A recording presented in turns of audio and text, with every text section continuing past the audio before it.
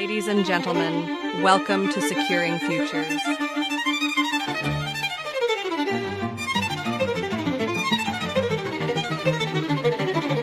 On behalf of the conveners, I welcome you to Securing Futures 2026. Together, because of millions of Nigerians are waiting for hope become opportunity. This conference reflects a shared conviction that the challenge of internal displacement requires a coordinated thinking, collective action, and sustained investment. There are talents in this country beyond what is being portrayed. Challenge is an opportunity. But we cannot keep talking about our challenges, we must look at the opportunity. Because it's important that for our tomorrow, we must always give our today.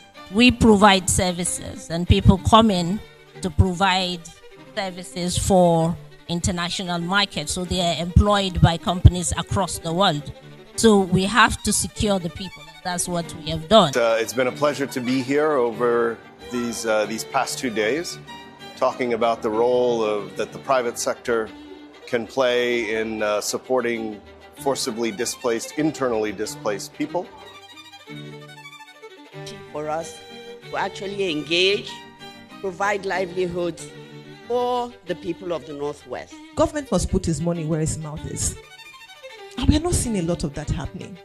Government must be innovative, and I'll talk a bit about some of the solutions that we've seen that can be used in a context like you talked about, Aminu, which I'm really excited about.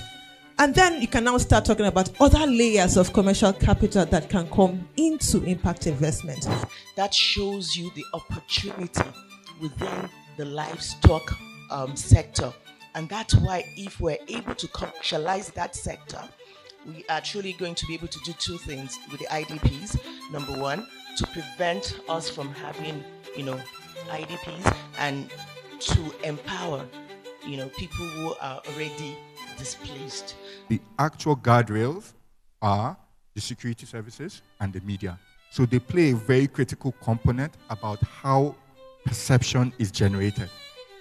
If the media only focuses on the negatives, then the global perspective goes negative, and investment then becomes difficult. We've seen what a negative perception does to investments within the Northeast.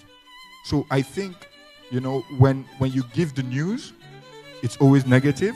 When you do positive, they call it propaganda. We need more propaganda done by our media services on Nigeria. Renewable energy deployment, mini grids, electricity is turning to be a business now, not a social intervention.